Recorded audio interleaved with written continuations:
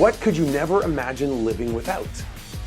Well, if you talk to a young kid, they might say something like their favorite blanket or a beloved stuffed animal. If I were to talk to one of you, my students, well, you guys might say to me, I could never imagine being without my phone or without video games. But the reality is, these are things that we care about, but people survived before they existed and they'll survive after they're gone. There are certain things every human person needs or we're dead. The reality is, if you go more than 5 or 10 minutes without breathing,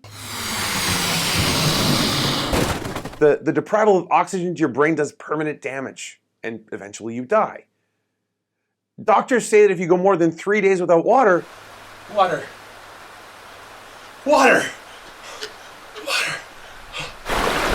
you're probably gonna die. We can normally live about 8 to 21 days without eating any food. So hungry.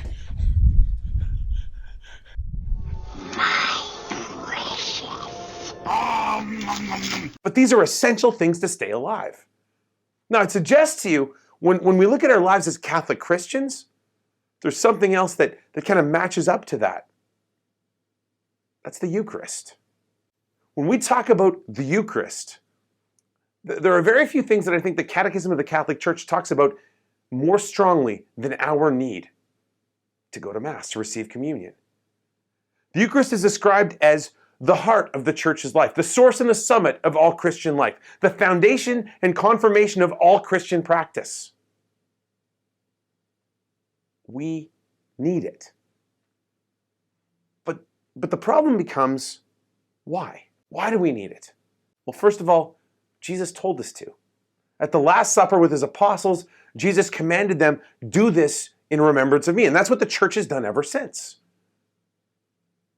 It's worth saying that Catholics believe that Jesus meant what he said.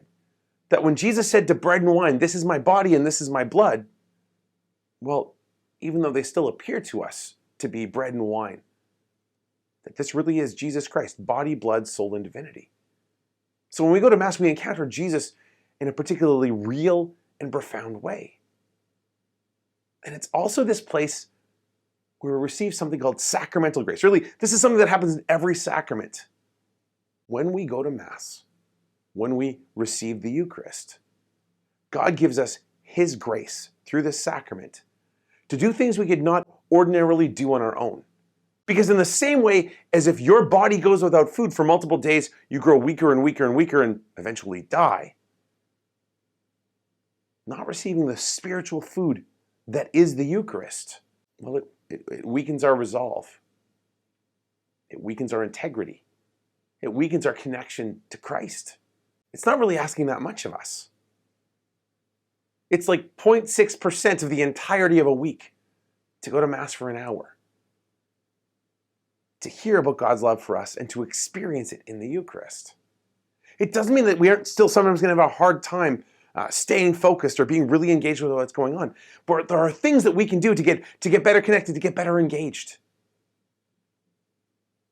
We can look at making a visit to the church in between Sundays, stopping in to say hello to Jesus, spending a few moments there, sharing what's going on in our hearts, what's going on in our lives.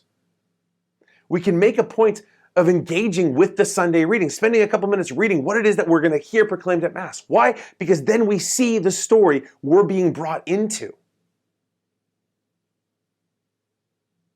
And we can cultivate in ourselves an ongoing prayer life. Because what happens then, if we have this daily, consistent connection with the Lord, when we go to Mass, it's just an extension of what we're already doing. It means that Mass isn't so out of place in our day-to-day lives.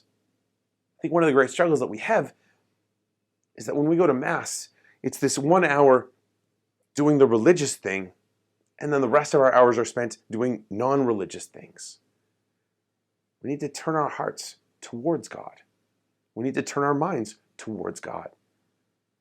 So that when he wants to fill us with his love, with his grace, with the Eucharist, well, we're better tuned in to receive all that he has to offer to us. Even if you haven't been for a while, God is calling you to come back to the Eucharist, to come back to him, to hear in the readings at Mass how much he loves you, and to receive him, body, blood, soul, and divinity, so you can know it in a substantial and profound way.